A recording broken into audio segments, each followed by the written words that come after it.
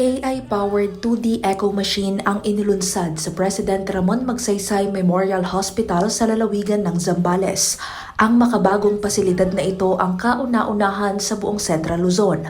Gagamitin ang AI-powered 2D echo machine upang mas mapabilis ang resulta ng cardiac imaging ng mga pasyente.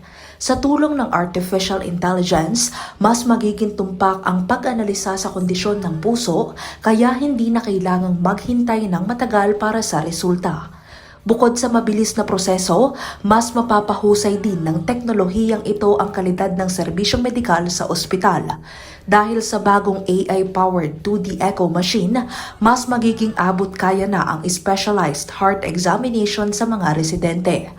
Malaki ang may tutulong nito upang makatipid ang mga lokal na mamamayan sa kanilang gastusing medikal. Maliban pa rito, magiging accessible na ang modernong teknolohiya para sa bawat Zambalenyo. Dahil sa modernong pasilidad, hindi na kailangang bumiyahe pa sa ibang rehiyon ang mga pasyente para sa pagsusuri.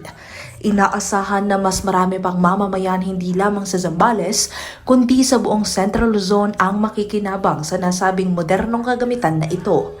Ako po si Carmel Joy Miguel, nag-uulat para sa Balitang Unang Sigaw.